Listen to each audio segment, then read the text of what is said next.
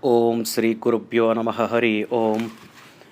Sri Guru Samhita, the legend of the Supreme Guru, original in Marathi as Sri Guru Charitra by Sri Gangadhara Saraswati, composition in Sanskrit by His Holiness Sri Vasudevananda Saraswati, also known as Tembe Maharaj. This translation into English is provided by Dr. Narasimhaswamy Banavara. Chapter 45, Curing Nandi Sharma's Leprosy. Salutations to Lord Ganapati, salutations to Lord Dattatreya. 1. Namadharaka said, O great Guru, I have listened to the divine legend of the Supreme Guru. Your words, with which you have made me see the Supreme Lord, are indeed divine. 2. With your blessings, I have drunk this heavenly nectar which is difficult even for the gods. When this is the case, how can I ever be miserable? O granter of wishes, my desires have been fulfilled. 3. You help devotees cross this difficult ocean of life. I have sought you as a result of my fortunes. My miseries have been dispelled. Just by hearing this divine legend, I am so happy as if all my desires and wishes have come true. 4. O great Guru, you stated that the Supreme Guru remained at the Sangama. What happened next? Please tell me in detail. Thus Namadharaka requested Guru Siddha. 5. Guru Siddha said, O good man, my child, listen. O Namadharaka, the next story is again holy and amazing. This incident happened on the very next day. 6. A Brahmin by the name of Nandi Sharma arrived to see the Supreme Guru. This Nandi Sharma was suffering from the deadly disease of white leprosy. He had come to Tulzapur and had worshipped the presiding goddess of Tulzapur for 3 years. Note, Tulzapur is a pilgrimage site in the modern state of Maharashtra. The presiding deity is goddess Tulza Bhavani, another name for goddess Parvati. 7. He had been observing strict fasts and worshipping the goddess for 3 years in the hope of being cured of the terrible disease. One day he felt that the goddess came in his dream and instructed him to serve goddess Chandala Parameshwari, that is another name for the goddess.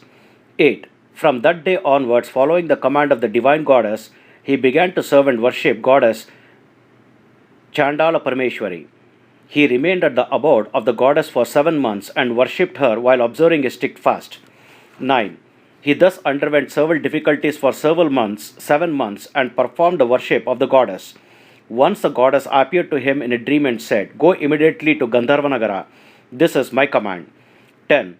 The very Supreme Spirit, the very manifestation of the Trinity, Brahma, Vishnu, Shiva, resides there in the form of a saint by the name of Sri Narasimha Saraswati. He vanquishes all sins. He will purify you.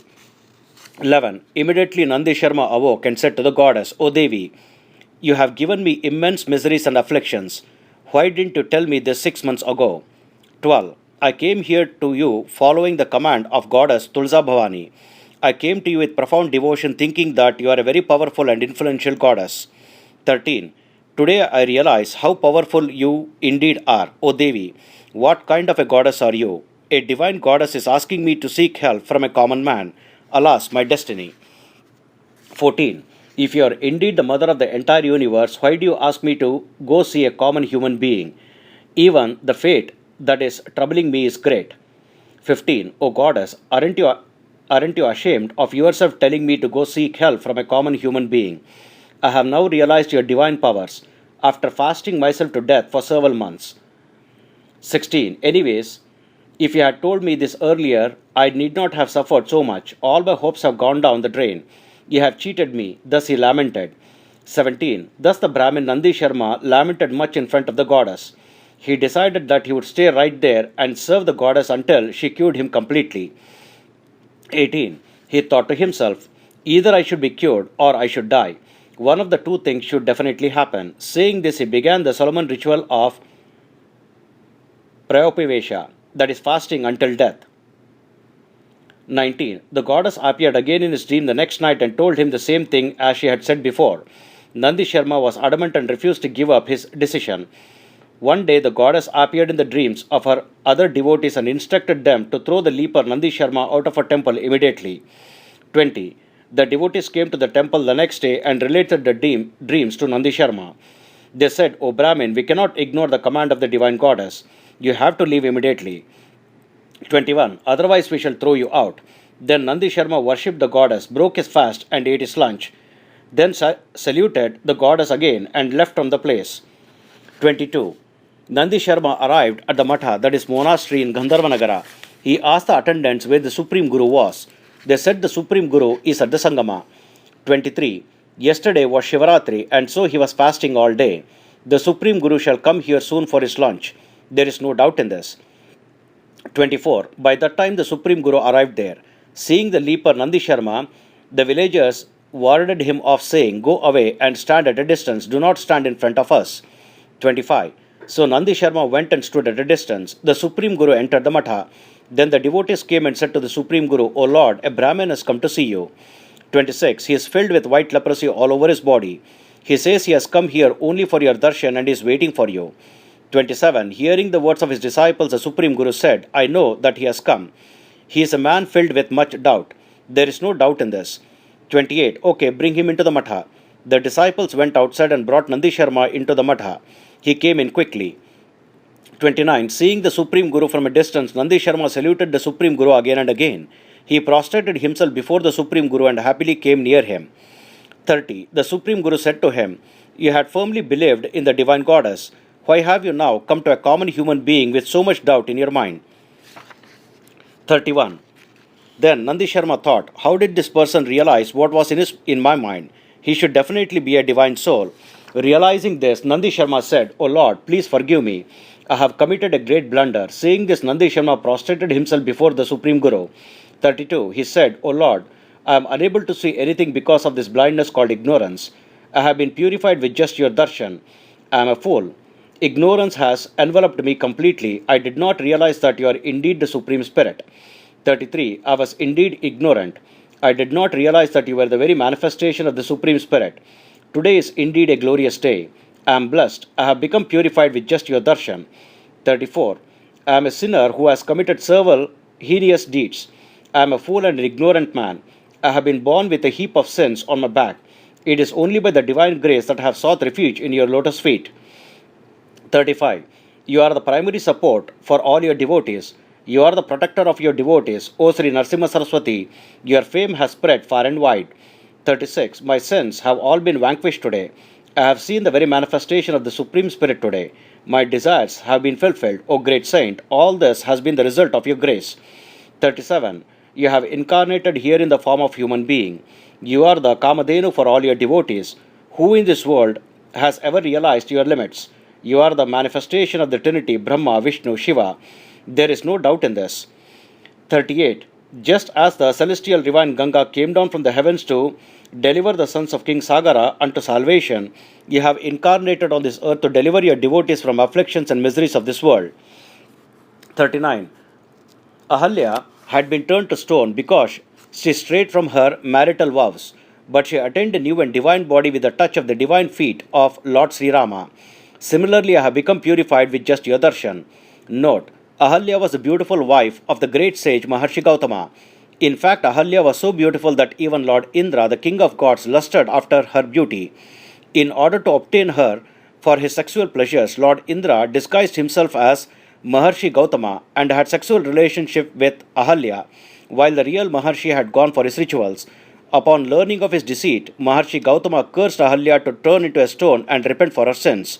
Since Lord Indra always lusted after women, Maharshi Gautama cursed him to have 1,000 genitals all over his body. Meanwhile, Ahalya performed severe penance in the form of a stone for several years. Lord Rama, the seventh incarnation of Lord Vishnu, arrived at the spot after slaying the demon Tataki and other demons. Upon the command of his guru Vishwamitra, Lord Rama touched the stone with his right foot, thereby relieving Ahalya of her curse and granting her a new and divine body. Maharshi Gautama accepted her again as his wife after saluting and praying to Lord Rama. 40. O Lord, after the Samavartana Samskara, I married a lovely and suitable girl. From that day, I have been stricken with this deadly disease. Seeing my condition, my bride left me and went back to her father's house. 41. O Lord, even my parents abandoned me. They told me to go away from them. Therefore, I left home steeped in immense sorrow. 42. I went to Tulsapur and worshipped the goddess Tulsa Bhavani with profound devotion while observing a strict fast. She said that my sins would not be destroyed there. 43. She commanded me to go to goddess Chandala Parameshwari. I went there and performed severe austerities with the hope that I could be cured of my deadly disease. 44. Even there I had to suffer immense distress and afflictions. O compassionate one, that goddess instructed me to approach you. 45. My fate is thus very pathetic. Even though the goddess was aware of my condition and my steadfast decision, she said that I was a disease striker and untouchable man and that I should be thrown out. 46. If even gods themselves are disgusted with my condition, why should I be surprised when common humans are disgusted with me? What should I do now? That is why I have sought refuge in you, heeding the command of the goddess. 47. I am a deadly sinner. My body is not complete. No one will ever look at the face of this sleeper. When this is the case, death is much more appropriate for me. 48. I have only one request for you. Is there a remedy for my disease or not? Tell me quickly. Do not bind me with the bondages of hope when there are none. 49. I have no desire for this mortal body. I shall end my life in front of you. Look here, I have sought a refuge. Please protect this miserable person. Do as you see fit. 50. Hearing the pathetic and misery-filled words of Nandi Sharma, the Supreme Guru smiled with compassion and sympathy. He summoned his disciple Somanath and said, "Take this Brahmin immediately to the Sangama." 51. Make sure he is bathed in the Tirtha according to the procedure and with Sankalpa, that is Solomon vow before any ritual. Let him perform the worship of the holy Ashwatha tree. Throw away the clothes that he is wearing now. 52. Give him new clothes to wear. Then bring him back here to me. According to the command of the Supreme Guru, the disciple Somanatha led Nandi Sharma to the Sangama.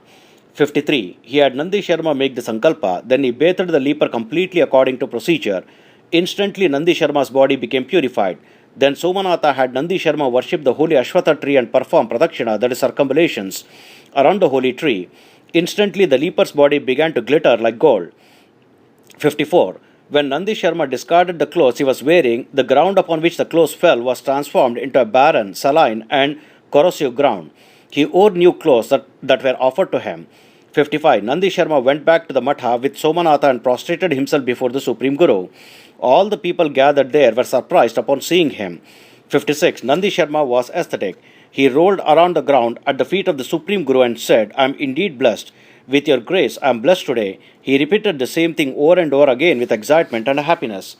57. Then the Supreme Guru said, "O Brahmin, have your desires been fulfilled or not? Tell me." The Brahmin Nandi Sharma quickly looked at all the parts of his body and was happy. 58. He noticed that some leprosy had remained on the legs below his knees. In the midst of his ecstasy, he became dejected and said to the Supreme Guru in a frightening voice. 59. Nandi Sharma said, "O Lord, as a result of your merciful sight upon me, all the leprosy in my body has disappeared, but only some portion is left over. I do not know the reason for this. O Supreme Lord, please tell me the reason for this." 60. Then the Supreme Guru said, "O Brahmin, you thought, what can this ordinary human being do anything for me? You had doubts in your mind. That is why some leprosy remains on your body." 61. I shall tell you a remedy to relieve yourself of that leprosy as well. Praise me with the newly composed poetry of yours. You shall become purified.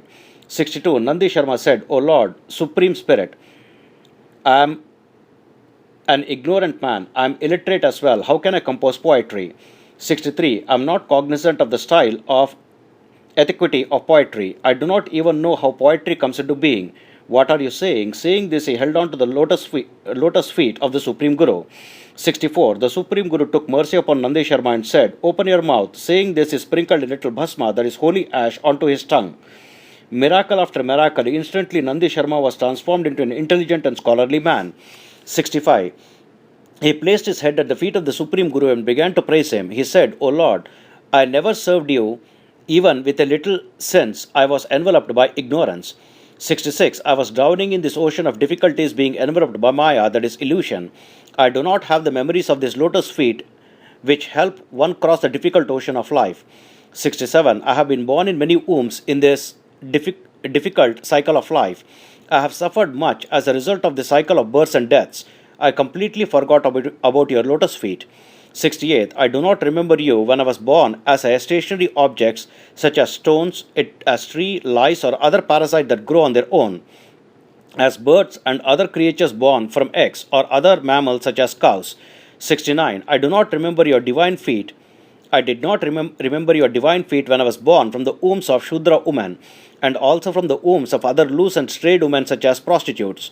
70. Even in this greatest life of all, that of a Brahmin, I did not remember you. O Supreme Guru, I was foolish, and I forgot to serve your lotus feet. I am a deadly sinner. 71. With great difficulty I lived in my mother's womb. I came into my mother's womb as a result of the union of my mother's egg and my father's sperm. In 5 days I felt like I was in a sea of boiling bubbles. 72. In a fortnight I became a piece of flesh, an embryo. I was in a single liquid-like substance. I had no intelligence whatsoever. Life in the mother's womb was like life in hell. 73. In a month I became a pinda, a mass of flesh.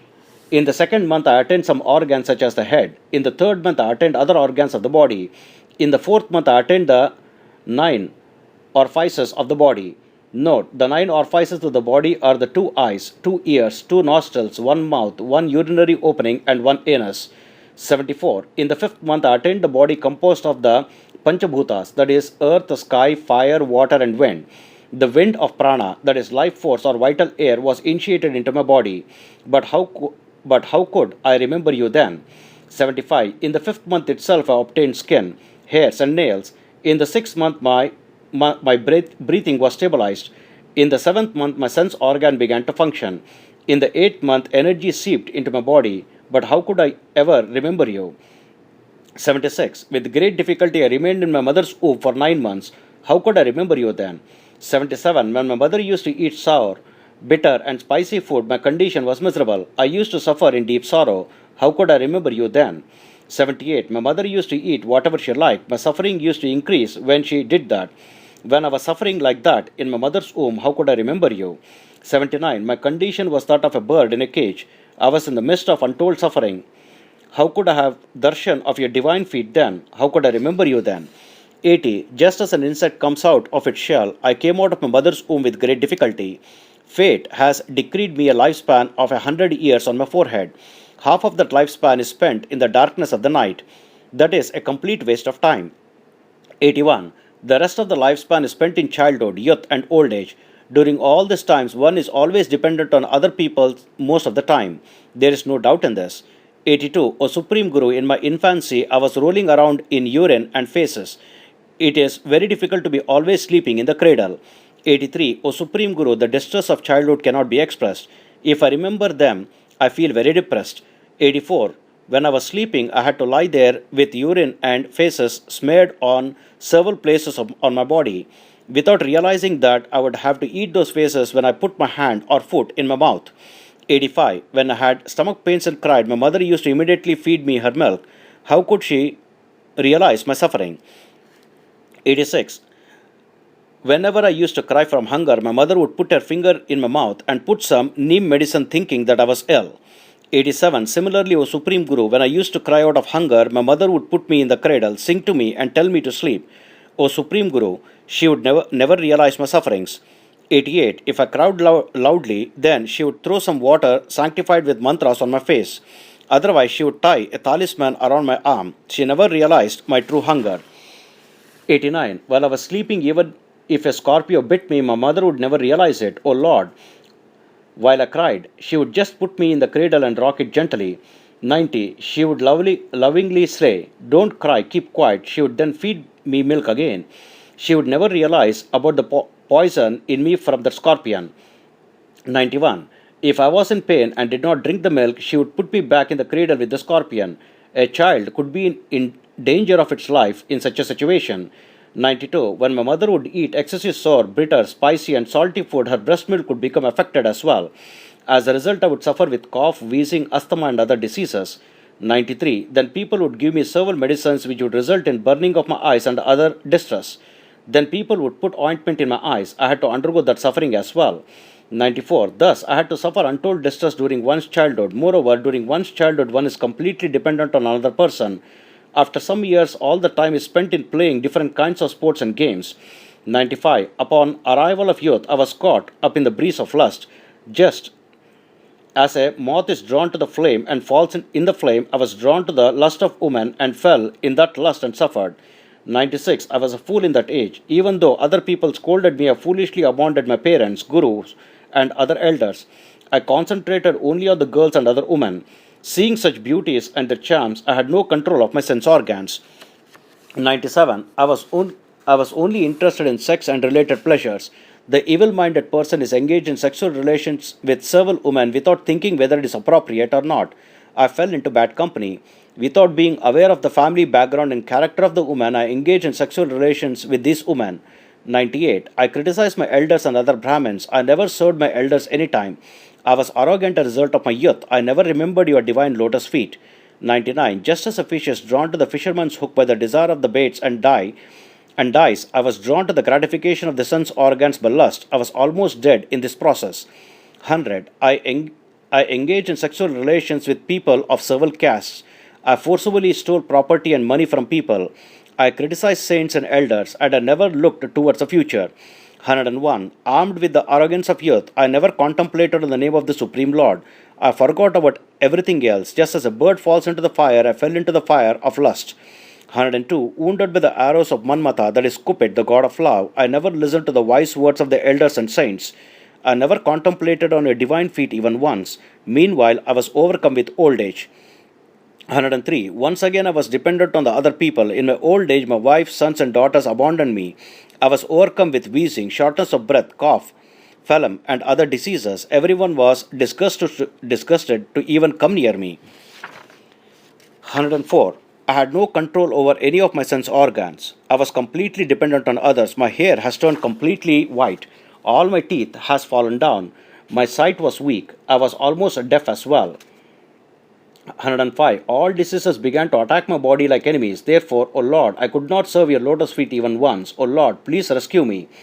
106. Please do not look at my sinful character and evil nature because I am an ignorant fool. I have sought refuge in you. You are the Lord Narayana himself. You are cognizant of everything that goes on everywhere. You have incarnated here only to purify and deliver such pitiful souls as us here. 107. You are the deliverer of the whole universe. You only appear like a human being to us. You are indeed the manifestation of the Trinity, Brahma, Vishnu, Shiva. But you don only a single form. O Supreme Guru, you are the manifestation of the Supreme Spirit. 108. An owl cannot look at the bright and radiant sun. I am an owl. I am an ignorant man who cannot realize your illustrious and radiant form. Alas, this is my fate. You are the puppeteer playing the entire universe. I am but a small creature in that universe. Please deliver me from the bonds of this life. 109. Thus, with the grace of the Supreme Guru, Nandi Sharma composed an extraordinary and sanctified set of hymns and praised the Supreme Guru with great emotion and devotion. Then he turned to the other people who had gathered there and said to them, 110. Devotion. Nandi Sharma said, all of you pay attention to my words. I have committed several sins in the past. All my sins have been destroyed with the mere darshan of the Supreme Guru, who is the very manifestation of the Supreme Lord. 111. Just as a single spark can burn an entire bale of hay to ashes in seconds, the grace of the Supreme Guru has burnt away all my sins. 112. What the Vedas and Shastras state as a holy feat is true. This is definitely true. Only if we serve and worship the Supreme Guru with true devotion will he deliver us from the afflictions of this world. Therefore, why do we need any other gods? 113. The surprising thing is that even though the fate that Lord Brahma has decreed for us on our forehead, many yield inauspicious fruits. The grace of the Supreme Guru and service to his lotus feet can change that to auspicious fruits. 114. Why do all of you unnecessarily roam hither and thither when you have a unique and great treasure near you itself? The Supreme Guru is like Kamadhenu. He is Sri Narasimha Saraswati. 115. He is the only one who can grant all the joys of this world and the next. One can even attain Vaikunta, that is the abode of Lord Vishnu, by his grace. There is no doubt in this. Do not doubt my words. This is the truth. This is the truth. 116. Thus Nandi Sharma sang praises of the Supreme Guru. Then the Supreme Guru said, all your devotees know this person as the Kaveshwara, that is the king of the poets. 117. This shall be his title from today. I have decided this title and I have granted it to him. After the Supreme Guru said this, Nandi Sharma fell at the feet of the Supreme Guru and saluted him with profound devotion. 118. After thus appeasing the Supreme Guru, Nandi Sharma remained, leprosy vanished. Nandi's fame became worth his name of Nandi. He became a great devotee of the Supreme Guru. 119. Guru Siddha said, O Namadharaka, Another poet arrived there as well. He composed a great story with devotion. Both Nandi Sharma and this other poet served the Supreme Guru well.